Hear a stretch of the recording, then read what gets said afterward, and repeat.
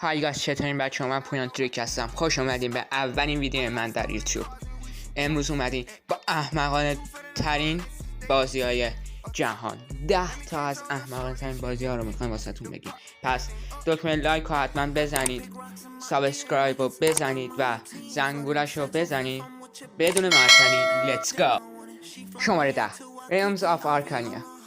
این بازی اول در سال 1982 توی آلمان تحت شرکت IES ساخته شد و خیلی هم فروش رفت، ولی متاسفانه کمپانی IES تو سال 2013 بازی 1982 شو بازسازی کرد تا پخشش کنه. نسخه جدیدش به حدی کند و خسته کننده و پر باگ بود، نه تنها خاطر خوش اولین نسخه را از بین برد و این بازی به عنوان کاندید بدترین بازی قرن 21 قرار داد. شماره 9 هتل ماریو. یکی از محبوب ترین شخصیت های دنیای بازی های کامپیوتری، لوله‌کش دوست داشتنی جناب سوپر ماریو می باشد. بهترین، اصلا خوب فروش رفت ماریو، ولی ماریو دوست داشتنیمون تلخترین خاطره خودش رو توی هتل ماریو تجربه کرده. گرافیک بد، داستانی به شدت مزخرف و بدتر از اون دیالوگ‌های چرت باعث میشه سوپر ماریو عزیز تو این لیست قرار بگیره. شماره 8 یایبا.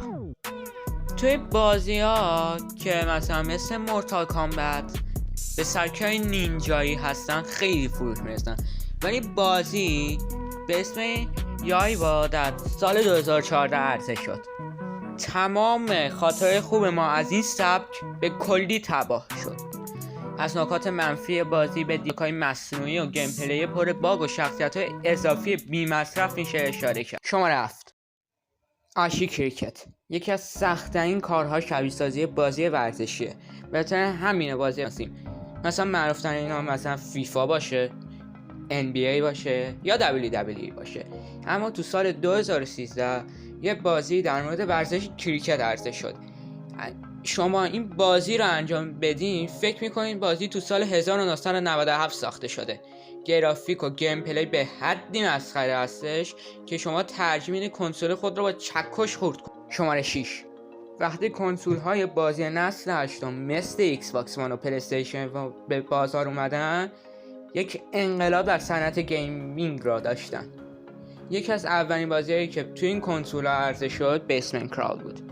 گرافیک و گیم پلی در حد این کنسول‌ها نبود و شما را یاد کنسول‌های نسل پنجم مینداخت. بازی در حدی افتضاح بود که 50,000 نفر به خاطر کیفیت پایین از شرکت و سازنده شکایت کردند. شماره 5 یریس. بازی‌های رپورتاژ ها که اومدن اعتماد نکنید. بازی یریس یکی از همین بازی ها بود که قرار بود تبلیغ شرکت تویوتا رو بکنه. این بازی که سبک ریسینگ بود انقدر کیفیت گرافیکش پایین بود که فقط $2,000 فروش داشت و خیلی خسارت به برند تویوتا وارد کرد. شماره 4 ANY. در سال 2012 یک بازی ژانر وحشت به اسم MAY وارد بازار شد.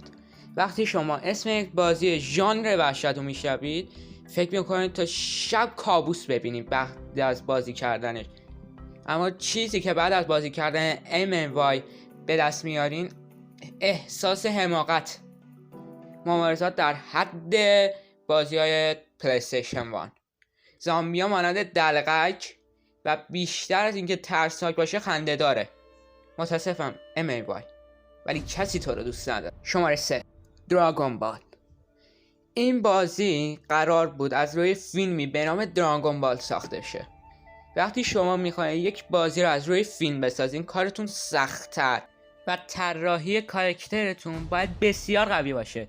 بذارین از گیم پلی این چیزا حرف نزنید، فقط از سر بازیگران رو با نرم افزار فتوشاپ روی چندین بدن مصنوعی قرار دادن. همه گیم پلی ها و گرافیک کم و این چیزا رو هم دیگه بزنیم فیلمش رو ببینین میبینید چقدر با بازیش فرق داره. شماره 2 رمبو ویدیو گیم. اگه خود سیلوستر استالون اگه میدونست از فیلم بی‌نظیرش یکی از مزخرف‌ترین بازی‌های تاریخ ساخته شه هیچ وقت فیلمشو نمیساخت. وقتی شما اسم رینبو میشنوید فکر میکنید باید مبارزات نفسگیر و مأموریت مخفیانه داشته باشید، ولی متاسفانه شما به یکی از بدترین مبارزات و دکمات سخت کنترل مواجه میشید. بهتر بود تو همون دوره دهه 80 که خود فیلمشان ساخته میشد درست میشد همون بازی، نه تو سال 2014. شماره 1 Ride to Hell یکی از بدترین بازی تاریخه. این بازی قرار بود توی بهترین بازی سال 2014 باشه، حالا سر از لیست بدترین بازی تاریخ در آورده. این بازی به معنای واقعی آشغاله.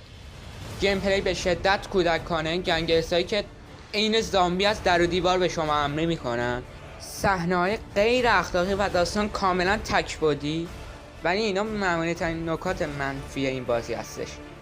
این بازی معنای واقعی آشغاله، اصلا بهتون پیشنهاد میکنم نخرید. خب مرسی که این ویدیو من رو دیدین. لطفاً دکمه لایک، سابسکرایب، زنگوله رو بزنید تا بهترین حمایت رو از من بکنید. مرسی ویدیو رو دیدید. تا ویدیو بعد، پیس اوت.